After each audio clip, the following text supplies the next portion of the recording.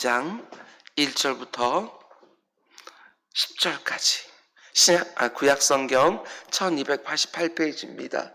요나서 2장 1절부터 10절까지 말씀을 우리 한 절씩 교도하겠습니다.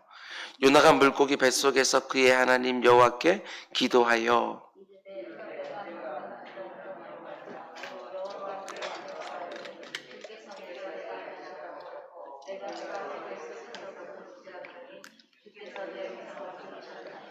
주께서 나를 깊음 속 바다 가운데에 던지셨으므로 큰 물이 나를 둘렀고 주의 파도와 큰 물결이 다 내 위에 넘쳤나이다.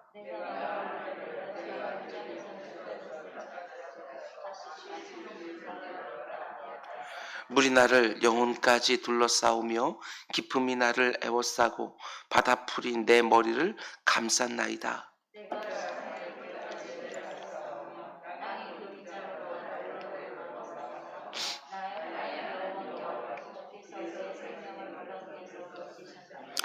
내 영혼이 내 속에서 피곤할 때에 내가 여호와를 생각하였더니 내 기도가 주께 이르렀사오며 주의 성전에 미쳤나이다.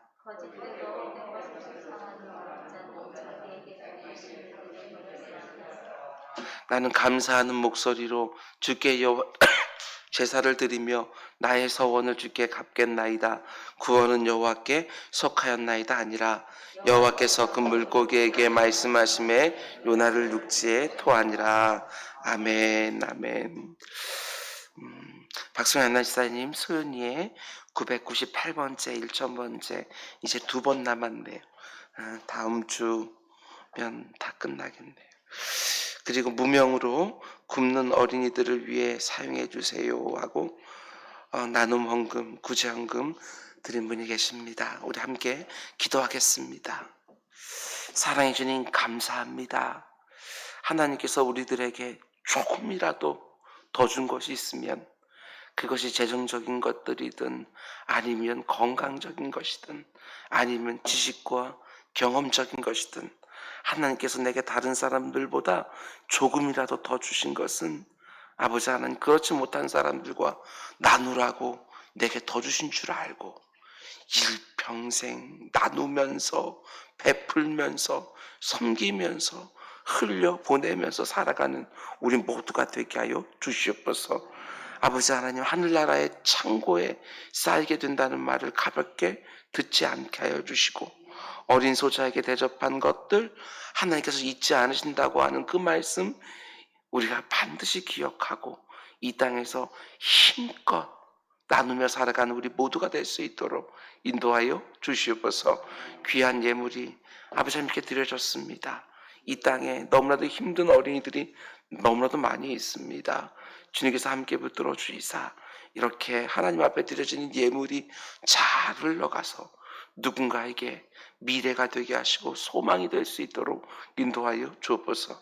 그의 손으로 하는 일마다 하나님께 복을 허락하여 주셔서 힘써 돕는 인생 되게 하여 주옵소서. 박성현 아이나 집사님 소연이의 예물을 주님께서 받으시고 아버지 하나님 이제 2번 남았습니다. 주님 그 가운데 속에 하나님께서 큰 기쁨 허락하여 주옵소서. 이 모든 말씀 예수님의 이름으로 기도드렸습니다. 아멘. 여러분 잘 오셨습니다. 오늘도 좋은 날인 줄 믿습니다. 오늘도 여러분들 기도하는 것들이 하나님께 상달되어지고 그 상달되어진 것들이 다시 여러분들에게 응답으로 성취되어지는 놀라운 역사 보기를 주님으로 축원을 드립니다. 오늘은 요나서 새벽 강의 3번째 시간입니다. 오늘 말씀의 제목은 고난으로 인해 여호와께 아뢰었더니 주께서 내게 대답하셨고, 오늘 보면 2절에 있는 내용을 제목으로 삼았습니다. 고난으로 인해서 여호와께 아뢰었더니 주께서 내게 대답하셨다. 아뢰었더니 대답하셨고, 이 은혜가 모든 새벽 기도자들 있기를 주님으로 축원을 드립니다. 오늘 본문은 이렇게 시작합니다. 1절 요나가 물고기 뱃속에서 그의 하나님 여호와께 기도하여. 바다에 던져진 요나를 마치 기다렸다는 듯이 아주 큰 물고기가 나타나서 삼켰습니다. 그런데 많은 사람들은 이 부분을 의심하지요. 과연 사람이 물고기 안에 들어갈 수 있을까? 물고기 안에서 사흘 동안이나 살 수 있을까? 사람들은 이런저런 의문을 제기하기도 하지만, 그러나 저는 성경이 큰 물고기가 요나를 삼켰다고 말하면 그게 그냥 믿어집니다. 저에게는 그게 큰 문제가 되지 않습니다. 특별히 예수님이 요나의 표적을 직접 언급하셨기 때문에 그렇습니다. 마태복음 12장을 보면 예수께서 대답하여 이르시되 악하고 음란한 세대가 표적을 구하나 선지자 요나의 표적밖에는 보일 표적이 없느니라. 요나가 밤낮 사흘 동안 큰 물고기 뱃속에 있었던 것 같이 인자도 밤낮 사흘 동안 땅속에 있으리라. 예수님이 요나가 큰 물고기 뱃속에 사흘 동안이나 있었다고 직접 말씀해 주셨기 때문에 저에게는 그냥 믿어집니다. 예수님이 사흘 동안 무덤 가운데 있다가 다시 살아나셨기에 요나의 일은 저에게는 대수도 아닙니다. 여러분들에게도 큰 문제가 되지 않으리라고 생각을 합니다. 성경이 그렇게 말하고 있으면 그런 거지요. 만일 한 구절이라도 성경에 오류가 있다고 말하기 시작하면 이내 모든 구절들도 하나씩 하나씩 무너질 것이 틀림없습니다. 오늘날 우리 좁은 이성의 관점으로 하나님의 역사를 이렇다 저렇다 말하는 것이 어울리지 않습니다. 우리에게 합당치 않은 일이지요. 성경은 성령 하나님의 감동으로 된 바이기 때문에 오류가 절대로 없다고 성경은 친히 증언합니다. 성경이 말한 그대로 다 믿어지는 우리 모두가 될 수 있기를 주님의 이름으로 축원을 드립니다. 물론 성경을 묵상하다가 잘 이해가 안 되는 부분들이 있을 수 있습니다. 그런 건 잠시 덮어두십시오. 그리고 다른 본문으로 계속해서 묵상해 나가시면 다시 그쪽으로 돌아왔을 때 그것이 또 내가 다 이해해주고 얼마든지 납득이 되어지는 순간들이 더 이내 오게 될 것입니다.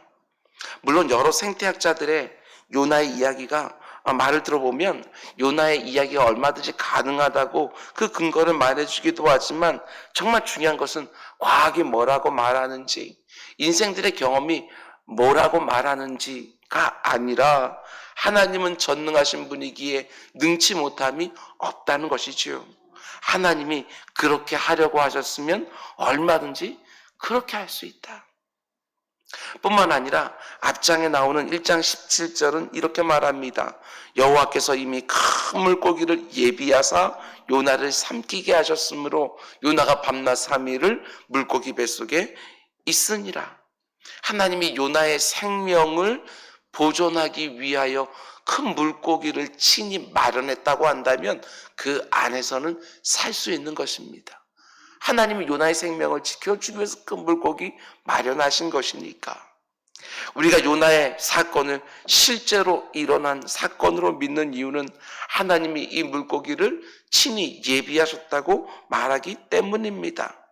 하나님이 요나가 큰 물고기 뱃속에서 사흘 동안 살 수 있도록 모든 환경을 미리 예비해 놓으셨다. 여러분 역시도 지금까지 살아오면서 이런 경험을 해보신 적이 있을 것입니다. 전혀 예상하지 못한 곳에서 하나님의 도우심을 만나는 경험이요. 다시요. 전혀 예상하지 못한 장소였어요. 근데 그곳에서 하나님의 도우심을 경험해요. 여호와의 일의 복을 순간순간 경험하지. 아브라함이 모리아산 꼭대기에 그렇게 수량 하나가 거기에 숲들 사이에 걸려있을 줄 누가 알았겠어요. 전혀 예상하지 못한 장소에서 하나님의 예비된 것들을 보는 은혜요. 요즘 참 어려울 때지요. 여러분에게도 그런 은혜가 있기를 주님의 이름으로 축원을 드립니다. 여기서 중요한 표현은 하나님이 예비해 놓으셨다는 표현입니다. 여러분 요나서를 주의 깊게 보면 하나님이 예비하셨다는 표현이 요나서 전체에 반복적으로 쓰이고 있다는 것을 보게 될 것입니다. 좀 찾아볼까요? 좀 전에 읽은 1장 17절 말씀을 보면 여호와께서 이미 큰 물고기를 예비하사 요나를 삼키게 하셨다. 4장으로 한번 넘어가 보세요. 4장 6절 하나님 여호와께서 박넝쿨을 예비하사 요나를 가리게 하셨으니. 7절 하나님이 벌레를 예비하사. 8절 해가 뜰 때 하나님이 뜨거운 동풍을 예비하셨고. 요나서가 반복해서 예비하셨다는 표현을 쓰고 있는 것이죠. 이게 어떤 의미입니까? 요나가 만난 것들이 결코 우연이 아니라는 것입니다. 하나님이 요나를 위해서 다 준비해 놓으시고 다 미리 마련해 놓은 것들이다. 그걸 요나가 만나는 것이죠. 근데 여기서 놓치지 말아야 하는 것은 하나님이 예비하신 것들마다 그 역할이 각각 달랐다는 것입니다. 하나님이 예비하신 큰 물고기는 요나를 살려주는 역할을 했습니다. 그러나 그 안에는 분명히 너무나 비좁고 답답하고 냄새나고 역했을 것입니다. 하나님이 예비하신 박넝쿨은 요나에게 시원한 그늘을 마련해줘서 잠시나마 요나에게 쉼을 주었던 고마운 것입니다. 재밌는 것은 다음에 등장하는 두 가지인데, 벌레와 뜨거운 동풍은 하나님이 예비하신 것은 맞지만 요나에게 괴로움을 주는 역할을 했습니다. 여러분, 저는 이 부분을 중요하게 묵상했습니다. 분명히 다 하나님이 예비해 놓은 것들입니다. 큰 물고기도 박넝쿨도 벌레도 뜨거운 동풍도 다 하나님이 예비해 놓으신 것들이에요. 그런데 이런 생각이 드는 거죠. 하나님은 요나에게 큰 기쁨을 주었던 박넝쿨 같은 것들만 예비해 주셔야 되는 게 아닌가. 하나님은 우리를 위해서 언제나 좋은 것들만 예비해 놓으셔야 되는 게 아닌가. 성경은 분명히 말합니다. 너무나 답답한 큰 물고기 뱃속도, 또 때로는 우리를 괴롭게 하는 뜨거운 동풍도, 우리가 너무나 즐거워하는 것을 갉아먹는 벌레도 하나님이 친히 예비해 놓은 것일 수 있다. 성경은 이렇게 말합니다. 왜 이렇게 하실까? 우리는 그런 것들 다 필요 없다고 말하지만 분명한 것은 그 모든 것들이 다 요나에게 필요했기 때문에. 그래서 우리가 하나님이 주신 모든 것들을 감사함으로 받으면 버릴 것이 없다. 천국에 있는 쓰레기통에는 아무것도 없다. 이렇게 말하는 것 아니겠습니까? 때로는 우리는 물고기 뱃속에 들어가는 것처럼 답답한 상황을 만나기도 합니다. 마치 벌레를 만난 것처럼 내가 즐거워하는 것이 갉아먹혀지는 것 같은 상실과 결핍도 경험할 때가 있습니다. 마치 뜨거운 동풍을 만난 것처럼 내 영혼이 바짝바짝 마르는 괴로운 순간을 만나기도 합니다. 그런데 잘 이해가 안 되는 것은 물고기 뱃속, 벌레들, 뜨거운 동풍, 이런 것들도 하나님이 예비해 놓으신 것들일 때 그게 잘 이해가 안 돼요. 하나님 왜 이렇게 하실까? 여러 가지로 말할 수 있겠지만 오늘 본문을 통해서 크게 두 가지 정도 살펴볼 수 있습니다. 먼저 한 가지는 요나가 물고기 뱃속에서 너무 답답할 때 뭘 하지요? 1절 말씀 다시 보시기 바랍니다. 요나가 물고기 뱃속에서 그의 하나님 여호와께 기도하여, 이렇게 되어져 있고 2절도 이렇게 말합니다. 이르되 내가 받는 고난으로 말미암아 여호와께 불러 아뢰었으며. 계속해서 2절 내가 스올의 뱃속에서 부르짖었더니, 기도하며 불러 아뢰었더니 부르짖었더니.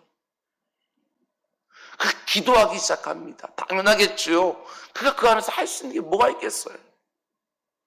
어머니 뱃속에서 나올 때부터 뼛속까지 교만한 인생은 동자하게 기도하지 못합니다. 교만한 인생이었기 때문에 원래부터 기도하지 않는 거예요.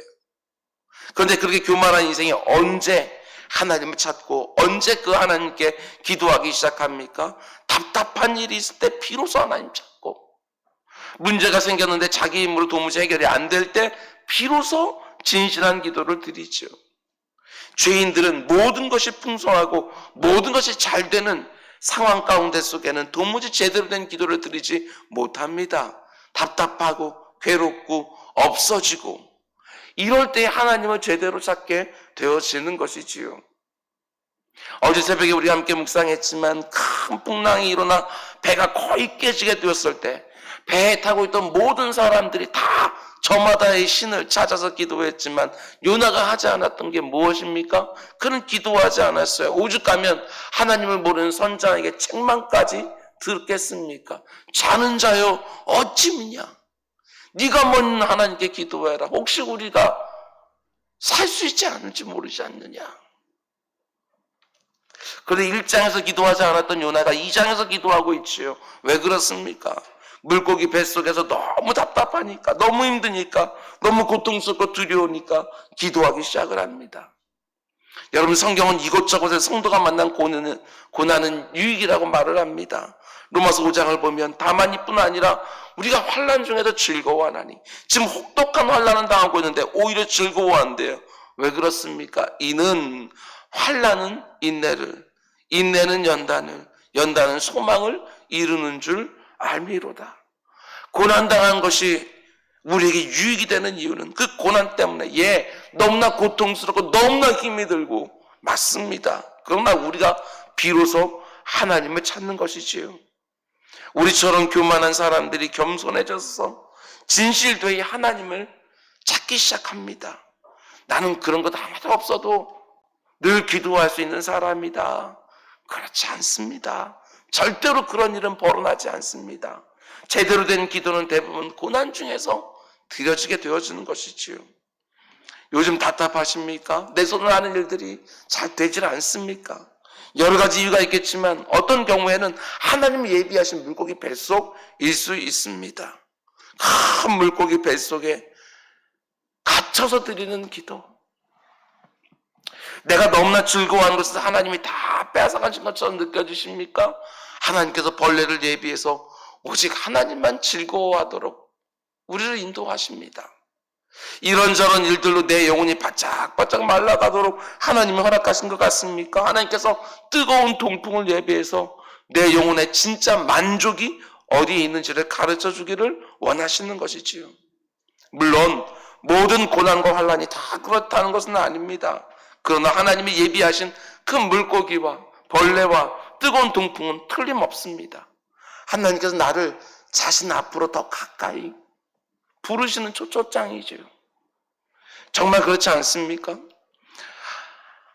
하나님을 떠난 모든 인생을 상징하는 탕자가 언제 자신의 아버지를 생각하고 찾기 시작합니까? 돼지가 먹는 쥐염 열매만 마음껏 먹을 수 있어도 아버지 생각하지 않습니다. 그것이 바로 교만한 인생입니다. 그렇게 엉터리 같은 것만, 초란 것만 내게 있어도 하나님 잘 안 찾습니다. 근데 그 쥐염 열매조차 먹지 못하게 될 때 비로소 아버지를 생각하지요. 그게 바로 죄 가운데 타락한 인생들의 교만이라는 것입니다. 우리 새벽 기도자들도 한번 생각해 보셔요. 내가 어떻게 하다가 새벽 기도자가 되었는가? 평탄할 때 그냥 새벽 기도자가 되었는가? 아니면 그래도 인생에 이런저런 큰 물고기, 벌레들, 뜨거운 동풍 만났을 때 새벽 기도에 나오기 시작을 했다가 지금 이렇게 새벽 기도, 일상의 기도자들이 된 거 아닌가? 다들 비슷한 경험이라고 생각이 되어집니다. 근데 요나가 기도했더니 어떻게 되지요? 저는 이 구절이 너무나 은혜가 되었습니다. 2절, 이르되 내가 받는 고난으로 말미암아 하나님께 불러 아뢰었더니 주께서 내게 대답하셨고, 내가 스올의 뱃속에서 부르짖었더니 주께서 내 음성을 들으셨나이다. 마치 하나님이 요나가 자신을 찾기를 너무나 기다리고 있었다는 듯이, 마치 하나님이 요나가 기도하기를 너무나도 기다리고 있었다는 듯이, 내가 받는 고난으로 말미암아, 고난 때문에 여호와께 불러 아뢰었더니 주께서 내게 대답하셨다. 내가 스올의 뱃속, 지옥과 같은 이곳에서 부르짖었더니 주께서 내 음성을 들으셨다. 이 은혜가 이 새벽에 기도하는 모든 분들에게 임하기를 주님의 이름으로 축원을 드립니다. 너무나 안타까운 것은 물고기 뱃속에 들어간 것처럼 너무 답답한 상황이 있으면서도 기도하지 않는 분들이 있다는 것입니다. 벌레들이 내가 즐거워하는 것을 다 갉아먹고 있는 중에도 기도하지 않는 분들이 있다. 뜨거운 동풍이 내 영혼을 바짝바짝 마르게 하고 있는데도 기도의 자리에 나오지 않는 분들, 너무나도 안타까운 것이지요. 여러분, 어저께 김준수 목사님이 설교해 주셨지만 하나님께 더욱 가까이 나가시기 바랍니다. 하나님을 더욱 간절히 찾기 원합니다. 하나님께 더욱 힘있게 부르짖어 기도하시기 바랍니다. 너무나 답답할 때 물고기 뱃속에서 그것 외에 우리가 할 수 있는 일이 뭐가 있습니까? 하나님은 크게 부르짖는 상한 심령을 결코 외면하지 않습니다. 다 잘 아는 이야기라고 생각하지만 그래도 예를 들어보려고 합니다. 어미 제비가 자기 새끼 제비들에게 먹이주는 이야기입니다. 어미 제비가 벌레를 물어오는데 둥지를 보면 거의 비슷하게 생긴 새끼들이 그 안에 그냥 수북히 다 하면서 입을 쩍쩍 벌리고 있지요. 다 같이 똑같이 울면서 입을 벌리고 있는데 어미 제비가 어느 새끼에게 벌레를 먼저 주느냐. 한 조류학자가 이게 너무나도 궁금했다고 합니다. 입을 크게 다 벌리고 있는데 아니 어떻게 저 어미 제비가 아까 벌레를 물어왔을 때 이놈에게 줬는지 저놈에게 줬는지 그걸 갖다 구분을 할 수 있을까? 여러분 어떨 것 같아요? 제비가 기억력이 되게 좋은가요? 아까 요놈에게 줬으니까 다음에는 요놈, 다음에 요놈 다 기억하고 벌레 잡아와서 또 먹이고 벌레 잡아와서 또 먹이고 이렇게 하는가? 이 조류학자 너무나도 궁금해서 고속 카메라를 설치해놓고 녹화를 하면서 그 가운데 면밀하게 분석을 했다고 합니다. 어떻게 이놈에게 줬는지 저놈에게 줬는지 결과를 분석해 보니까 어미제비가 기억력이 좋은 게 아니더랍니다. 아까 벌레를 먹은 새끼 제비는 그 다음에 아무래도 입을 조그맣게 벌리게 되어 있답니다. 지금까지 못 먹은 제비 새끼는 입을 이렇게 크게 벌리게 되어져 있고 다 입을 벌리고는 있지만 그래서 나중 보게 되어지면 구분할 것 없이 항상 입을 제일 크게 벌린 놈 먹이면 보니까 나중에 다 골고루 먹은 게 되더랍니다. 우리의 영적인 것도 마찬가지라고 생각을 했습니다. 가장 갈급한 사람이 입을 가장 크게 벌리겠구나. 그지요? 하나님의 도우심이 가장 절박한 사람이 입을 크게 벌리겠구나. 하나님이 도와주지 않아도 도와주면 좋지만 얼마든지 내 힘으로도 이 문제 해결할 수 있는 사람보다는 하나님이 도와주지 않으시면 도무지 길이 없는 사람이 입을 훨씬 더 크게 벌리겠구나. 이런 생각이 들었습니다. 시편 81편에 나오는 것처럼 내 입을 크게 열라 내가 채우리라. 하나님이 크게 열라 했습니다. 채워주신다고. 오늘 새벽에도 하나님 앞에 바짝 나아가서 나를 불쌍히 여겨달라고, 내 결핍을 채워달라고, 답답한 내 상황 좀 열어달라고, 궁핍한 내 영혼 만족하게 해달라고 기도하시기 바랍니다. 오늘 이 말씀 너무 좋습니다. 내가 받는 고난으로 말미암아 여호와께 불러하려더니 주께서 내게 대답하셨다. 내가 스올의 뱃속에서 부르짖었더니 주께서 내 음성을 들어주셨다. 이 감격적인 감사가 오늘 이 새벽에 주님을 찾는 여러분 모두에게도 고백되어지기를 주님을 축원드립니다. 그럼 두 번째로 하나님이 왜 큰 물고기의 답답함과 벌레로 인한 상실과 뜨거운 동풍으로 인한 괴로움을 주셨느냐? 오늘 본문 말씀 가운데 참 은혜가 되었습니다. 하나님 예비하신 물고기 뱃속에서 요나에게 큰 변화가 하나 생기는 것을 보게 되었습니다. 그게 뭐냐면 1절 말씀 다시 보면 요나가 물고기 뱃속에서 그의 하나님 여호와께 기도하며 6절도 이렇게 되었습니다. 나의 하나님 여호와여. 이게 굉장히 중요합니다. 요나의 호칭이 바뀌어요. 그의 하나님, 요나의 하나님, 나의 하나님으로. 앞에 1장을 보게 되었지만 우리가 이미 어제 본 것처럼 요나가 하나님을 이렇게 가리킵니다. 바다와 육지를 지으신 하늘의 하나님. 이거 막연한 호칭입니다. 객관적인 호칭이에요. 배운 호칭이에요. 우리가 기도할 때 자주 사용하는 전지전능하시고 무소불위하시고 존재를 창조하시고 다 객관적인 호칭이라고요. 그런데 이런 막연한 호칭, 객관적 호칭에서 요나가 고난 중에 있을 때 그 하나님은 저 멀리 어딘가에 있는 하나님이 아니라 비로소 나의 하나님이 된 거예요. 이게 바로 고난의 유익이에요. 여러분, 언제 객관적인 하나님이, 주관적인 나의 하나님이 다가오십니까? 고난 중에서 하나님을 철저하게 부를 때 그 하나님이 찾아오시고 나를 만나주실 때 그 하나님이 비로소 나의 하나님으로 경험되어지는 것이지요. 전지전능한 하나님이 내 삶 가운데서 쑥 들어와서 나의 하나님, 주관적인 하나님으로 바뀌게 되어지는 거예요. 우리가 좋아하는 시편 23편 말씀도 여러분 원어 성경으로 보거나 아니면 영어 성경만으로 보더라도요, 시편 기자의 호칭이 바뀌어요. 그 앞에서는 계속해서 하나님이 히 3인칭으로 쓰여져 있어요.